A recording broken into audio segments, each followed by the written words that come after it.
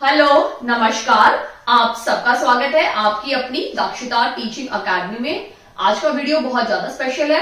जो लोग अपने एचटेट मैथमेटिक्स टीजीटी के लिए अप्लाई किया है उनको किसी भी चीज की शुरुआत करने से पहले उसका सिलेबस पता होना चाहिए, तभी आप उसकी अच्छे से प्रिपरेशन कर सकते हो। तो ये वीडियो स्पेशली मैंने उसी पर्पस के लिए बनाया है कि जो भी एचटेट जिन्होंने टीजीटी के लिए अप्लाई किया है 2022 टीजीटी के लिए अप्लाई किया है मैथ्स के लिए, उनको अपना सिलेबस की जानकारी होना बहुत जरूरी है। तो आइए हम सिलेबस देखते हैं, क्योंकि अगर हमारे पास सिलेबस है तो प्रिपरेशन में हमें वक्त नहीं लगेगा, या हम अपना देख सकते हैं कि हमने अपने एग्जाम के लिए कितने कितने टॉपिक या कितने कितने टॉपिक अभी तक कवर कर चुके हैं और कितने अभी करने बाकी हैं, वो जानकारी होना बहुत जरूरी है। तो आइए हम स्टार्ट करते हैं वीडियो। सबसे पहला टॉपिक अगर आप देखोगे नंबर सिस्टम बहुत इंपॉर्टेंट है, क्योंकि इस नंबर सिस्टम या संख्या पद्धति में बहुत बार आपका सिंप्लीफिकेशन आता है नंबर्स यूज करके। इस टॉपिक पे मैंने एक वीडियो बनाई है, आप जरूर देखिए मेरे यूट्यूब चैनल पे, मैं उसका लिंक डिस्क्रिप्शन बॉक्स में डाल दूंगी। आप देखेंगे तो आपको काफी हद तक समझ में आएगा कि नंबर सिस्टम में किस टाइप के क्वेश्चन बार बार पूछे जाते हैं।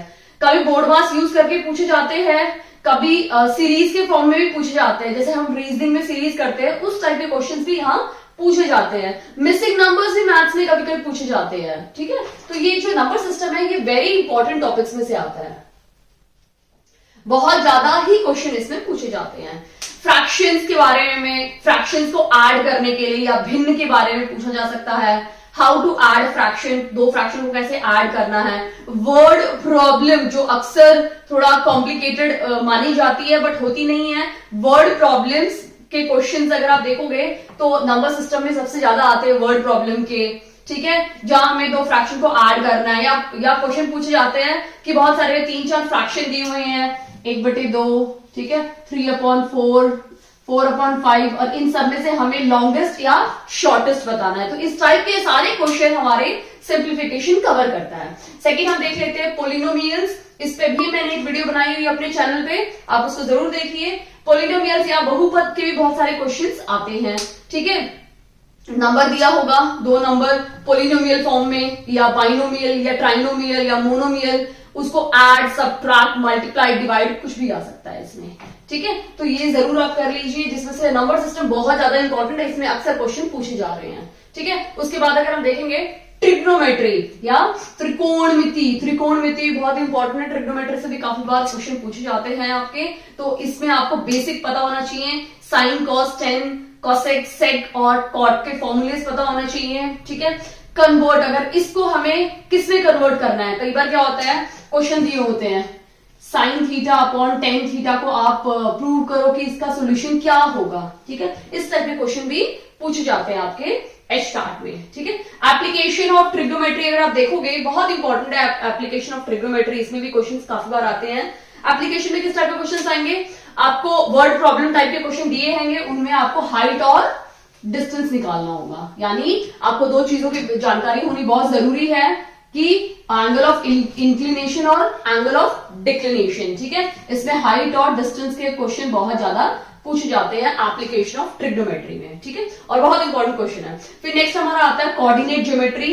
कोऑर्डिनेट ज्योमेट्री में गिन चुन के अगर आप देखोगे तो 3 ही फॉर्मूले हैं और तीनों आपको याद होने चाहिए, और उसमें भी वैरायटी के क्वेश्चंस हैं। तो आने वाले टाइम में मैं कोऑर्डिनेट ज्योमेट्री को जरूर कवर करूंगी अपने आने वाले वीडियोस में, जिसमें कोऑर्डिनेट ज्योमेट्री में 3 फॉर्मूले से बहुत इंपॉर्टेंट है। डिस्टेंस फॉर्मूले से काफी बार क्वेश्चन पूछे जाते हैं, सेक्शन फॉर्मूले से भी काफी बार क्वेश्चन पूछे जाते हैं, और कभी कभी कुछ घुमा फिरा के आपको सब कुछ दिया होगा, आपको कुछ एक अननोन टर्म पूछ लेंगे, तो इसमें भी बहुत इंपॉर्टेंट क्वेश्चन एग्जाम में कोऑर्डिनेट ज्योमेट्री से पूछे जाते हैं। ठीक है, उसके बाद आता है हमारा लीनियर इक्वेशन इन 2 वेरिएबल। ये भी काफी इंपॉर्टेंट है, linear equation in 2 variable. 2 variable का मतलब ये होता है कि यहाँ पे 2 वेरिएबल्स होंगे, एक्स और वाई वेरिएबल। ठीक है, यहां बोल सकते हैं चर। ठीक है, जो अगर 1 वेरिएबल होगा तो यानी सिर्फ एक ही वेरिएबल दिया होगा एक्स, बट अगर 2 बोला है तो 2 variable X and Y, 2 variable के क्वेश्चंस पूछे जाएंगे।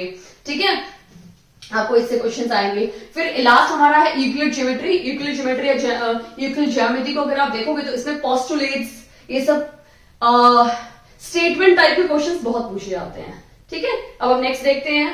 साइंस, एंगल्स एंड ट्रायंगल्स सबसे ज्यादा इंपॉर्टेंट है ये। ठीक है, ये बहुत ज्यादा इंपॉर्टेंट है। लाइंस, एंगल्स एंड ट्रायंगल्स, यानी रेखा, कोण और त्रिकोण।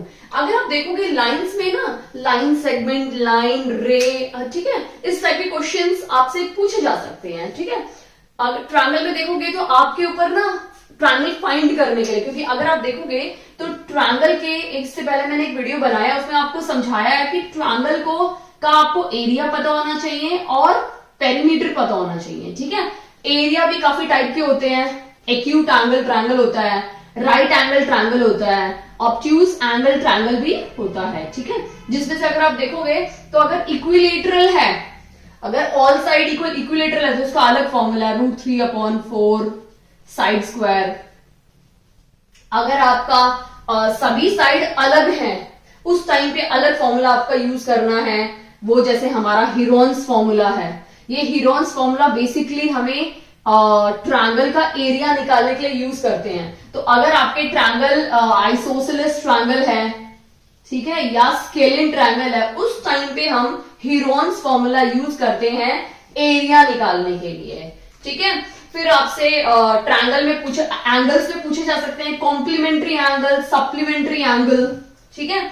आपकी कॉम्प्लीमेंट्री एंगल कौन से होते हैं, आपको एक वैल्यू दे देंगे 180 डिग्री, ठीक है, या सपोज 90 डिग्री दे दी और पूछा गया इसका सप्लीमेंट्री एंगल कौन सा होता है, तो सप्लीमेंट्री एंगल का सम कितना होता है, 180 डिग्री होता है। एक 90 दिया होता है, ऑब्वियसली बात है सेकंड भी 90 होगा, या अगर 90 की जगह पे 70 दिया हुआ है तो एक 70 है तो दूसरा क्या हो जाएगा, एंगल क्या हो जाएगा 110 डिग्री, ठीक है। या फिर आपसे कॉम्प्लीमेंट्री पूछा जा सकता है जिसका सम होता है 90 डिग्री, कॉम्प्लीमेंट्री का 90 डिग्री हो रहा है, 70 दिया हुआ है तो ये 70 हो गया, ये 20 हो गया, तो 70 का कॉम्प्लीमेंट्री एंगल क्या है 20 डिग्री। इस टाइप के क्वेश्चन आपसे आपके एंगल्स में पूछे जा सकते हैं, ठीक है। और ट्रायंगल में तो मैंने आपको बता दिया है एरिया निकालने के लिए पूछा जा सकता है, या ट्रायंगल की बहुत सारी ऐसी प्रॉपर्टीज हैं, ठीक है, और जिसपे बेस्ड आपके क्वेश्चंस पूछे जा सकते हैं, ठीक है। तो ये बहुत ज्यादा इंपॉर्टेंट टॉपिक है। फिर आता है हमारा प्रॉफिट एंड लॉस, इसमें से भी काफी बार क्वेश्चन पूछे जाते हैं। प्रॉफिट लॉस क्या है, वर्ड प्रॉब्लम, ठीक है, प्रॉफिट परसेंट, लॉस परसेंट, आपको इसका पूरा डिटेल में पता होना चाहिए कि प्रॉफिट और लॉस क्या होता है और इसके किस टाइप के क्वेश्चंस एग्जाम में पूछे जाते हैं। इस पे भी मैं जल्दी एक वीडियो बनाने वाली हूं, तो आप प्लीज मेरे चैनल को देखिए, आपको वीडियो जरूर मिलेंगे और आपको जरूर इन वीडियो से हेल्प मिलेगा आपका एस्टार्ट क्लियर करने में, ठीक है। फिर आता है हमारा वर्क एंड टाइम, इस पे मैंने वीडियो बना चुकी है तो आप जरूर देखिए। वर्क एंड टाइम में एक क्वेश्चन डेफिनेटली आता ही आता है, ठीक है। फिर है वेरी इंपॉर्टेंट में आता है हमारा क्वाड्रिलेटरल। अगर आप देखोगे क्वाड्रिलेटरल या चतुर्भुज सबसे ज्यादा इंपॉर्टेंट है। इंपॉर्टेंट क्यों है, क्योंकि इसमें बहुत कुछ है इस चैप्टर में।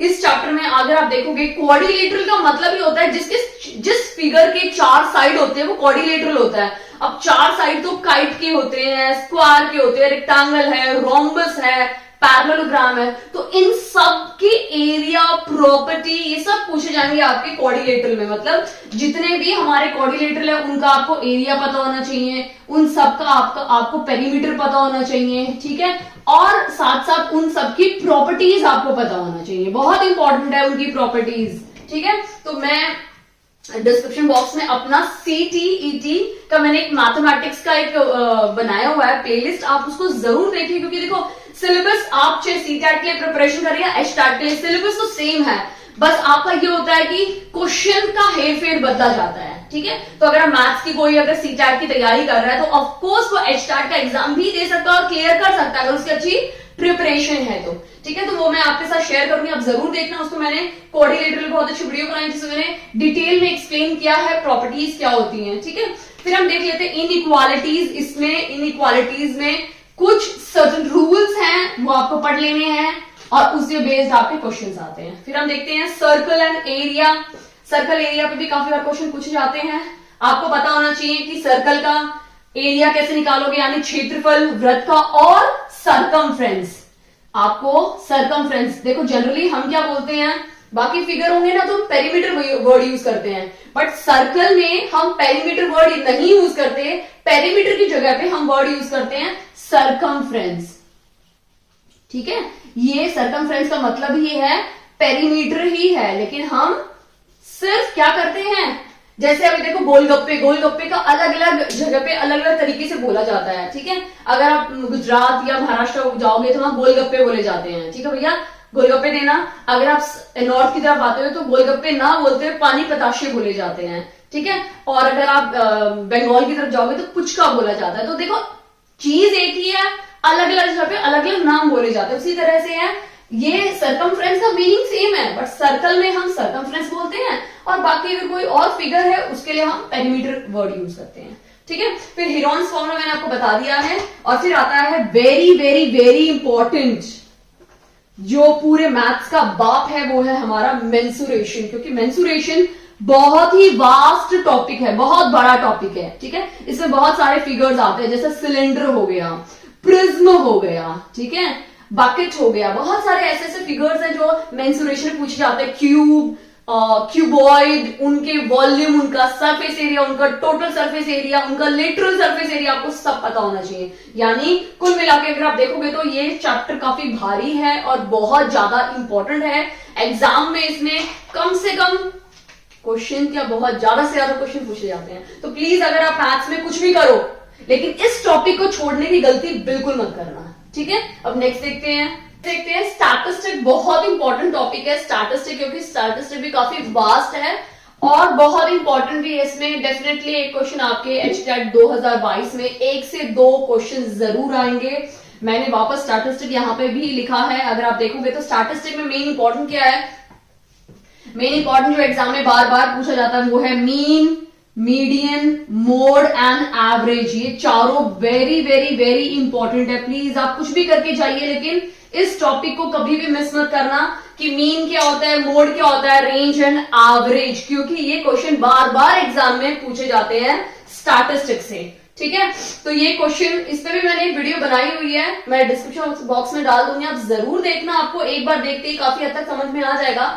बाकी उसके मुझे कुछ और पार्ट से बनाने हैं स्टैटिस्टिक के, जो मैं जल्दी ही वीडियो में आपको इंट्रोड्यूस कराने वाली हूँ, ठीक है। उसके बाद वेरी इंपॉर्टेंट टॉपिक आता है हमारा प्रोबेबिलिटी, ठीक है। अगर आप देखोगे तो प्रोबेबिलिटी से भी क्वेश्चंस काफी बार पूछे जाते हैं। इसमें भी डिफरेंट सेट ऑफ क्वेश्चंस पूछे जाते हैं। कभी कार्ड के क्वेश्चन पूछे जाते हैं, ठीक है, कभी कार्ड के पूछ लेंगे, कभी डाइस के क्वेश्चन पूछ लेंगे, ठीक है, कभी कॉइन के पूछ लेंगे, या फिर कभी कभी क्या होता है, एक बेसिक फॉर्मूला है, किसी भी काम को करने की प्रोबेबिलिटी और किसी भी काम को ना करने की प्रोबेबिलिटी 1 होती है। उस फॉर्मूले पे बेस भी काफी बार क्वेश्चन पूछे जाते हैं, ठीक है। या फिर हमसे पूछ लेंगे कि एक बैग में बहुत अलग अलग रंग की बॉल्स डाल दी है, एक बॉल को निकालने की क्या प्रोबेबिलिटी होती है, सेकंड बॉल को निकालने की क्या प्रोबेबिलिटी होती है।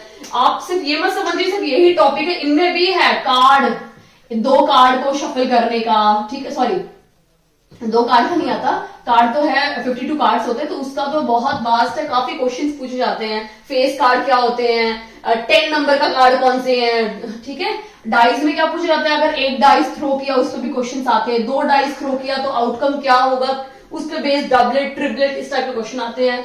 कॉइन भी 2 कॉइन एक साथ टॉस किया, 4 कॉइन एक साथ टॉस किए, या 3 कॉइन एक साथ टॉस किए, उस पर भी बहुत सारे मतलब इन्फिनाइट क्वेश्चंस बन सकते हैं। तो प्लीज इस टॉपिक को कभी भी मिस नहीं करना। आपको किसी भी एग्जाम की प्रिपरेशन कर रहे हैं मैथ्स में, ये टॉपिक आप बिल्कुल भी मिस नहीं कर सकते हो, मतलब इतना वेरी वेरी वेरी इंपॉर्टेंट है, ठीक है। उसके बाद आता है, अगर आप ये टॉपिक देखोगे तो ये टॉपिक आपके 11th का है, जिसमें आते हैं आपके सेट्स, रिलेशन एंड सीक्वेंस में। इसमें अगर आप देखोगे सेट्स, रिलेशन, सीक्वेंस में भी काफी बार क्वेश्चन पूछे जाते हैं। फिर आता है, ये भी आपका 11th का टॉपिक है, सीरीज एपी आपका 10th का है, 10th के सीबीएसई में एपी है, यानी अर्थमेटिक प्रोग्रेशन। इसमें भी 2 टाइप के क्वेश्चन पूछे जाते हैं, सम वाले क्वेश्चंस आते हैं या काफी नॉर्मल आपका एपी का जो फॉर्मूला है बेस्ड बहुत वैरायटी ऑफ क्वेश्चंस है, ठीक है। फिर जीपी है हमारा ज्योमेट्रिक प्रोग्रेशन और एच है हमारा हार्मोनिक प्रोग्रेशन। ये दोनों ही 11th के टॉपिक्स हैं जो पूछे जाते हैं। देखो मैथ्स भी बनाना, जब मैथ्स की जब बुक प्रिपेयर कर रहे थे तो उन्होंने सबसे पहले एपी को इंट्रोड्यूस किया 10th में, उसके बाद जीपी और एचपी को इंट्रोड्यूस किया 11th में, ठीक है। परम्यूटेशन एंड कॉम्बिनेशन फिर से 11th स्टैंडर्ड का ही है, क्योंकि अगर आप देखोगे आप टीजीटी की तैयारी कर रहे हो तो टीजीटी में 11th या 12th के भी काफी बार थोड़े थोड़े क्वेश्चन 10 to 20% इंट्रोड्यूस कर दिए जाते हैं, ठीक है। तो ये जो परम्यूटेशन है, कॉम्बिनेशन है, इसके भी कुछ हद तक क्वेश्चन पूछे जाते हैं। फिर आता है हमारा बाइनोमियल थ्योरम, इसमें भी आपको क्वेश्चंस आने चाहिए, ठीक है।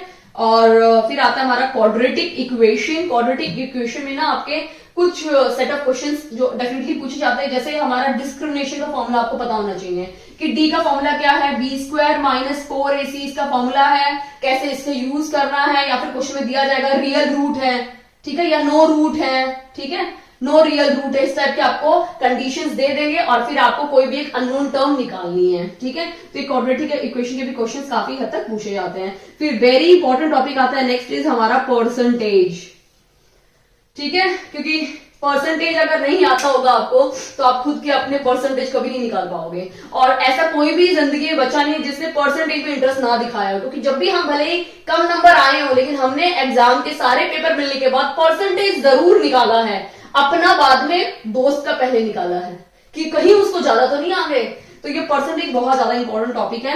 मैंने वैसे इस पे वीडियोस बना रखी हैं, आप मेरे यूट्यूब चैनल पे देख सकते हैं, बट अगर स्टिल अगर आपको उसमें और चाहिए वैरायटी तो मैं इसको जल्दी, इसमें भी काफी क्वेश्चंस आपके HTAT 2022 और CTAT 2022 को मद्देनजर रखते हुए मैं परसेंटेज टॉपिक का और भी काफी questions, previous year questions introduce करूंगी। ओके, आई होप आपको ये वीडियो काफी हद तक हेल्पफुल रहेगी आपकी HTAT और CTAT की प्रिपरेशन के लिए, क्योंकि पता क्या होता है, जब तक हमें बाउंड्री ना दी जाए ना कि इतना तो करना ही है एग्जाम के लिए, तब तक हम करते नहीं, हमें पता ही नहीं चलता है। तो अब आपके पास सिलेबस है, आप उसमें लिख लीजिए अपनी एक कॉपी में और तैयारी शुरू कर दिए, जो टॉपिक हो जाता है उसको टिक कर लीजिए। जो वेरी इंपॉर्टेंट बोला है प्लीज उसको सबसे पहले आप कीजिए, क्योंकि बहुत ज्यादा इंपॉर्टेंट है। काफी बार क्या होता है, वो सिलेक्टेड भी आप पढ़ के जाते हो ना तो आपका एग्जाम क्लियर हो जाता है, ठीक है। काफी बार क्या होता है, हम उस सिलेक्टेड को लास्ट में करने के चक्कर में साइड में करते आते हैं और हमारा वही इंपॉर्टेंट छूट जाता है। तो मेरी आपसे सिर्फ एक निवेदन है कि आप प्रिपरेशन कीजिए, एक पेपर पे लिख लीजिए, जो जो होता है उसको टिक कर दीजिए